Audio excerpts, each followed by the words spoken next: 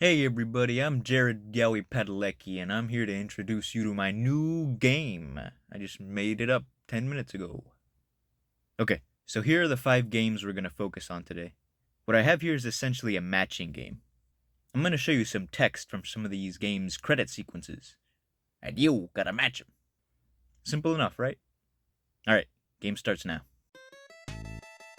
Credit sequence 1.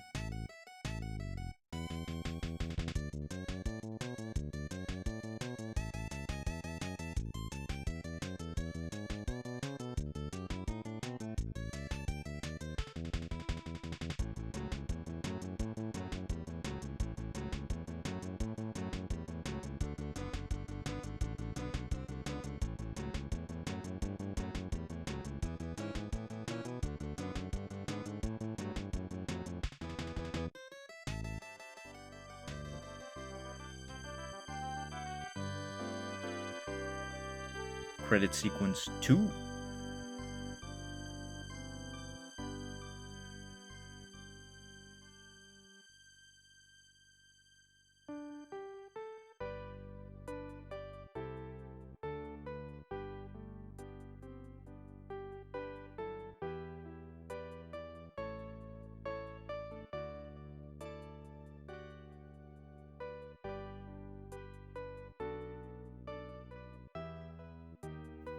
Credit sequence 3.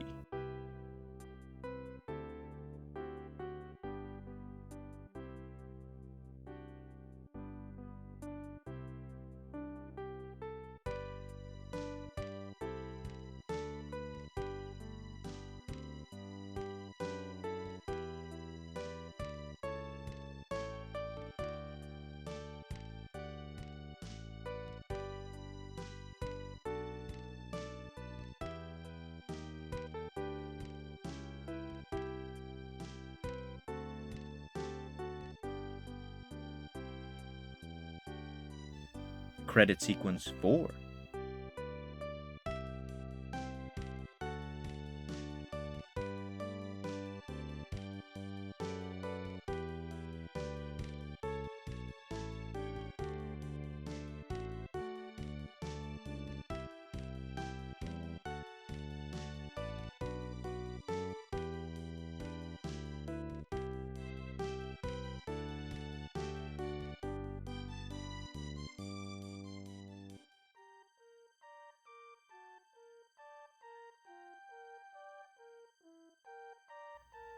Credit sequence 5.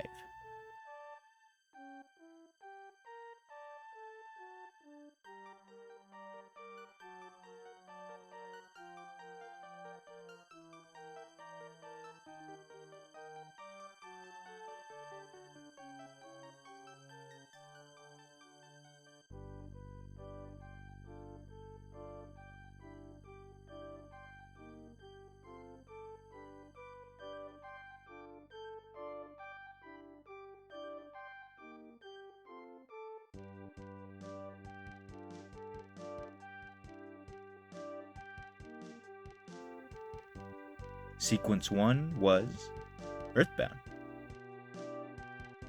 Sequence 2 was Super Mario 64. Sequence 3 was Persona 5 Royal. Sequence 4 was Sonic and the Black Knight. Sequence 5 was Bayonetta.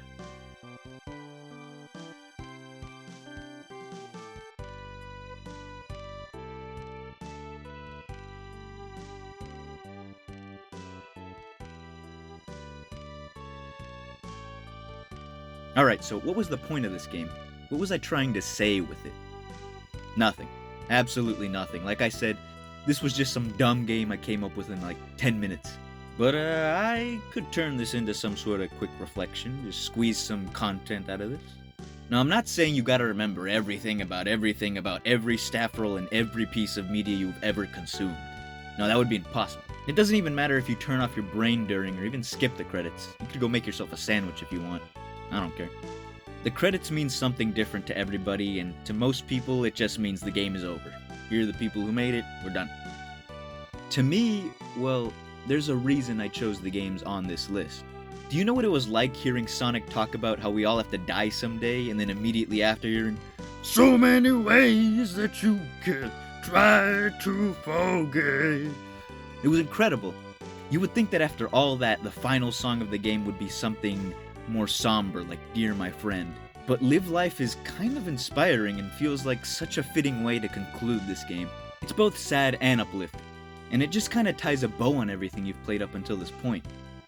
Earthbound is pretty funny. Its credits start with a curtain call in which you get to see every character you've met, and Porky just keeps trying to show up in the background. Good Friends, Bad Friends is this sort of medley/slash mashup of all the major town themes in this game, with a little bit of Runaway 5 thrown in there. And it's such a fun thing to listen to as you see the wacky cast of this game show themselves one last time. And then it gets sad, with the music itself even telling the player, I miss you. towards the end. It reminds you that this thing you just sunk hours into is gone. It's over and done with, and now all you're left with is emptiness. Persona 5. Same thing, but on an even grander scale. I've beaten that game 3 times, and every time it grabs you right by the testicular torsion and just keeps squeezing. Mario 64 is less story-focused and more about the experiences you went through. Its credit sequence is more about celebrating your journey and sending you off with an, albeit bittersweet, smile and a cake. Bayonetta, on the other hand, reminds you that your work is never over by bleeding gameplay into the first half of this game's staff roll. You want a platinum rank, you better work for it, and work for it I did. It's not sad like the others, though it does try to fake you out at first.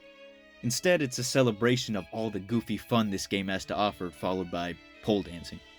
Ending it all off with a dance number and what is possibly the best song in the entire franchise works way better for a game that's not trying to take itself seriously. There's something magical about credits that can make you feel an extra something before you're kicked back to the main menu. If you can't end something with a nice swift kick to the crotch or an acid trip of a finale, then why even bother making anything in the first place?